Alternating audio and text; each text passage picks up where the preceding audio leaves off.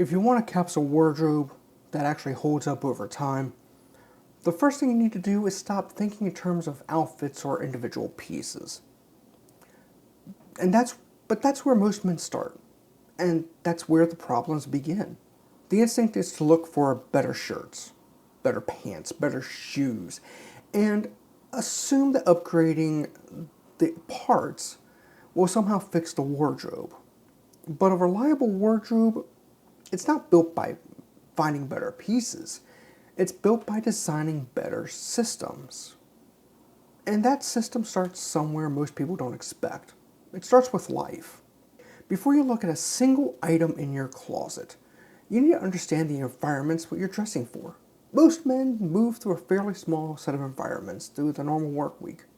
Work, casual time, social situations, and occasionally something more formal.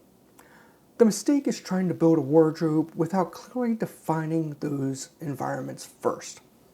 If your clothing doesn't map cleanly to where you actually spend your time, the wardrobe will always feel slightly out of sync with your life. A capsule wardrobe works when it reflects the structure of your days.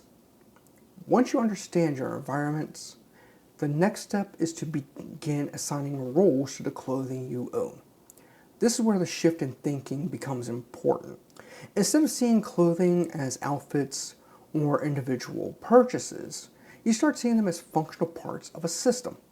Each piece should have a clear role, not a vague aesthetic purpose, not a sometimes this works feeling, a specific role that supports how you move through your week.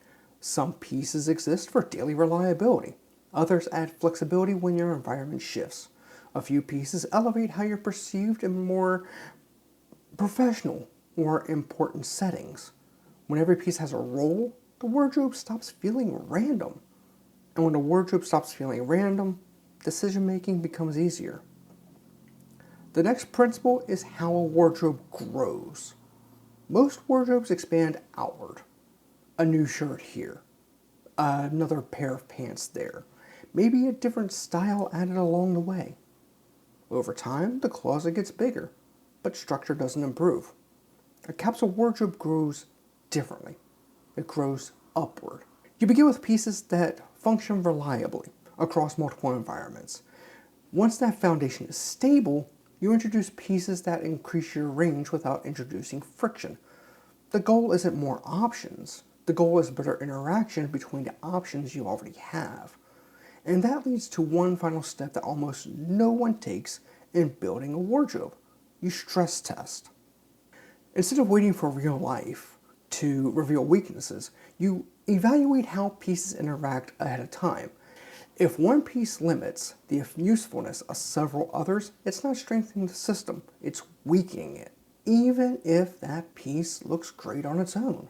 A well-built capsule wardrobe reduces the amount of thinking required to get dressed. A poorly built one, it only just changes the types of decisions that you struggle with. When the structure is correct, something interesting happens. You stop planning outfits. You stop second-guessing purchases.